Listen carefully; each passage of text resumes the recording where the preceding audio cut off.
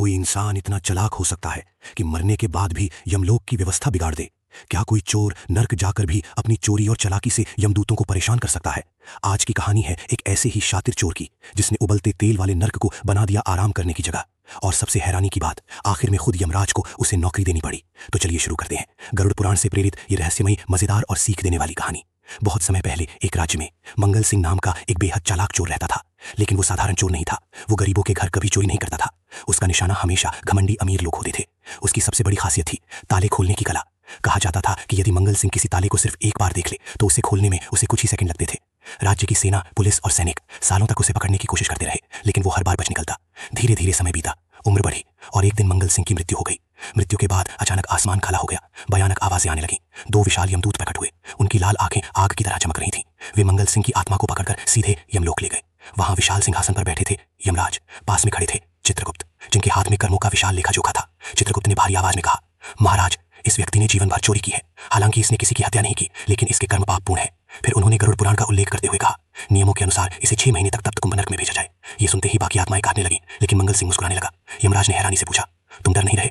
मंगल सिंह बोला, प्रभु, डर कर क्या होगा, लेकिन मेरी एक आखिरी इच्छा है। बोलो। मेरे ताला खोलने वाले औजार, मेरी सुई और रस्सी, उन्हें मेरे साथ जाने दीजिए। पूरा दरबार हंस पड़ा। यमराज भी मुस्कुरा दिए। ले जाओ, नरक में उनका क्या करोगे? कुछ ही देर बाद मंगल सिंह को तप्त कुंभ नरक में ले जाया गया। चारों तरफ भयानक आग जल रही थी। विशाल कड़ाहों में तेल उबल रहा था। पापी आत्माएं चीख रही थी। यमदूत कूड़े बरसा रहे थे। पूरा वातावरण डरावना था। मंगल सिंह को एक विशाल उबलती कड़ाही के सामने लाया गया। जैसे ही यमदूत उसे तेल में डालने लगे, मंगल सिंह ने चुपके से अपनी सुई निकाली और नीचे लगे मुख्य ताले में कुछ घुमाया। ठक! अचानक कड़ाही के नीचे की आग बंद हो गई। तेल ठंडा होने लगा। यमदूत हैरान रह गए। एक आत्मा बोली, अरे, तेल ठंडा हो गया। दूसरी आत्मा खुशी से चिल्लाई, वाह, अब तो मजे हैं। सब आत्माएं आराम से कड़ाही में तैरने लगी।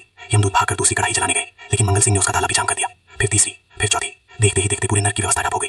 अब नरक में चीखें नहीं, हंसी सुनाई देने लगी। कुछ आत्माएं तो कड़ाही में बैठकर गाने गाने लगी।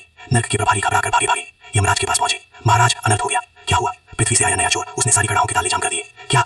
यमराज और चित्रगुप्त तुरंत नरक पहुंचे। उन्होंने देखा, जहां पहले चीखें गूंजती थीं, अब वहां आत्माएं आराम कर रही थीं।